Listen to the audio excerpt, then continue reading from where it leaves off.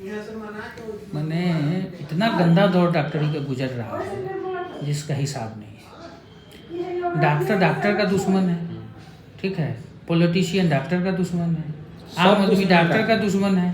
मैंने ऐसा बिहेव किया जा रहा है कि मैंने आप डॉक्टर बन गए हैं तो मैंने समाज का सबसे बड़ा अपराधी आप ही हैं, ठीक है। मैंने आप लूट रहे हैं, आप मार रहे हैं, मैंने आप गलत दवाई दे रहे हैं, आपके दवाई देने से आदमी मर जाता है। हमको ये समझ में नहीं आता है कि भाई दुनिया में ये दवाई क्यों बन रहा है कि दवाई देने से आदमी मर जाता है। वो कौन ऐसी कंपनी है दुनिया की ये इंजेक्शन बना रही है कि दवाई देने वो इंजेक्शन देने से आदमी मर जाएगा? ऐसा संभव है? Is it possible? मरता नहीं। अगर मरीज अंतिम सांस ले रहा है, लाइफ सेविंग मेडिसिन दीजिए। स्टडी में बोला गया है कि मरीज आपका उसमें रिकवरी का चांस ओनली 5 to 10%। आप उसको दिए सेव करने के लिए। लाइफ सेविंग मेडिसिन का ये मतलब थोड़ा ना है कि दे दीजिएगा तो बच भी करेगा।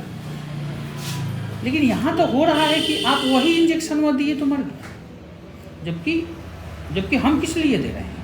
हम तो उसको बचाने के लिए दे रहे हैं। भाई आप बचाने के लिए दे रहे हैं तो ये आपको डिस्क्राइब पेशेंट को पहले करना है। अरे भाई तो वहाँ इमरजेंसी है, लाइफ डेथ का सवाल है। 2 मिनट 1 मिनट 1 सेकेंड वहाँ मायने रखता है, तो उसको क्या एक्सप्लेन कीजिएगा? मरीज को एक्सप्लेन कीजिएगा तब तक तो मर जाएगा। जब तक आप एक्सप्लेन कीजिएगा वो तो मर जाएगा। तो ये भ्रम निकालना जरूरी है ना भाई। एक्सप्लेन नहीं समझ पाता। पेशेंट को इलाज नहीं करना है अभी के डेट में।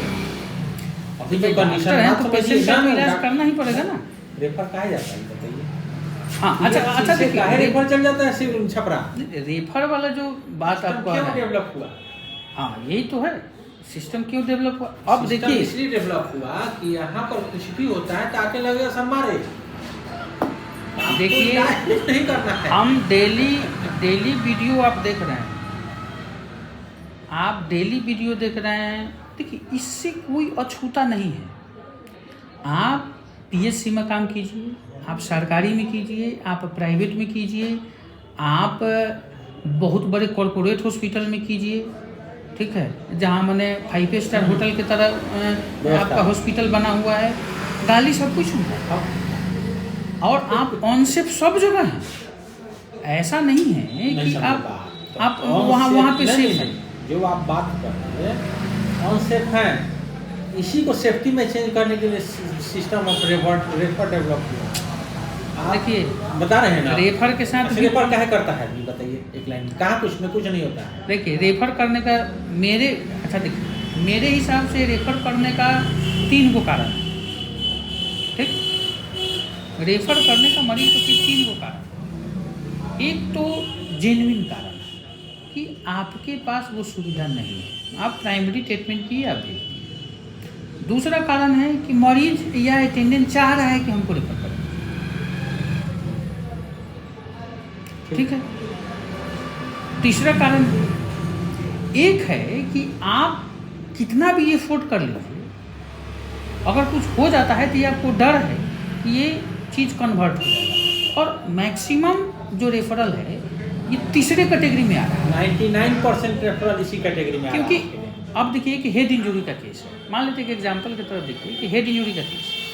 हेड इंजरी के केस में आपको लग रहा है कि मुख से ब्लीडिंग नहीं है, नाक से ब्लीडिंग नहीं है, ईयर से ब्लीडिंग नहीं है, एलओसी नहीं है, बेहोश नहीं हुआ है, सीजर नहीं आ रहा है, तो मरीज स्टेबल है, बात कर रहा है। आपको ज़्यादा चांस है कि सीटी स्कैन कराइएगा, कुछ नहीं मिलेगा। मरीज स्टेबल है, उसको पेन किलर दे के आप भेज दिए, स्टेबल है, ठीक। अब वहाँ क्या है कि उसके साथ जो आदमी है, डॉक्टर साहब सीटी स्कैन, अब कुछ निकल जाएगा तो निकलने की तो कुछ भी निकल सकता है।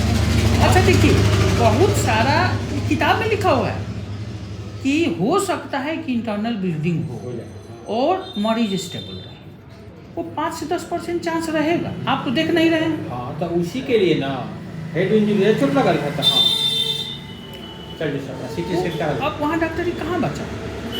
डॉक्टरी बचने का बात नहीं है, अपन यहाँ जान बचाने का बात हो रहा है। डॉक्टरी का कोई नहीं देख रहा है।